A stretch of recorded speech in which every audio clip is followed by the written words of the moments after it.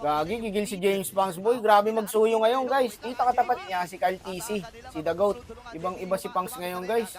Simula nung pumasok siya sa mundo ng mga halimaw, naging halimaw na rin eh. Dito nga, uminenyak niya yung TLPH, guys. Ngayon ay pagtutulong-tulungan itong si Hawak pa JP. Hindi pa talo siya patapos yung pagtatalon-talon dito ni Sanford. James Banks with a double. Si Teddy naman ngayon nakaka-free-hit. Nova ay tuloy-tuloy pa rin. Sanford ngayon ang pinagtutulong-tulungan. no! And triple kill para kay James Banks. 1v1 si Chizu. Nakakuha ng kill si RTC. Pero hindi pa tapos yung pananalasa ni James Banks. That's going to be a maniac here for James Banks. 10-1-2 for the Suyu. Apat ang natanggal niya sa TLPH. James Banks, the man with a million moves. Dito si Teddy, but Lord, again, nasisimulan, dancing it around. Sanji holding la left bit mush or left bush mid dito.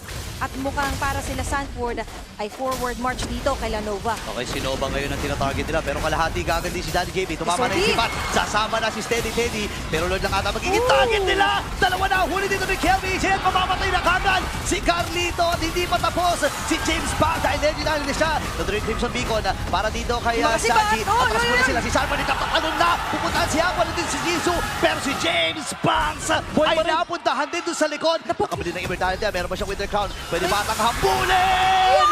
And James Banks with a triple wipeout mula sa Hive. Naubos ang cavalry. Ito na naman ang part 2.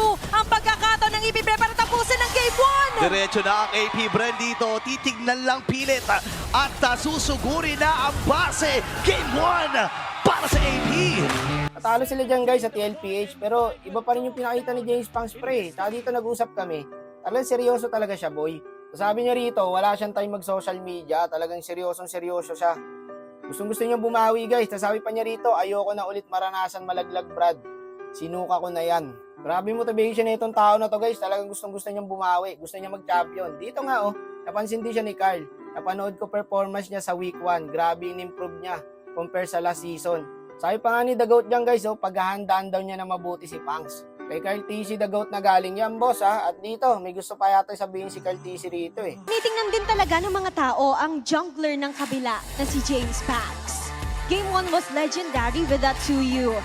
Masasabi mo ba na James Banks is someone to watch out for in the jungle? Opo, siguro kapag nakuha niya yung suyo, ganun. Oh. Parang may gusto ko sabihin. Okay. Pag wala yung Suyu, kaya auto-ban na siya. Okay. Game 2 and Game 3. Basta yun, Carl. Oo.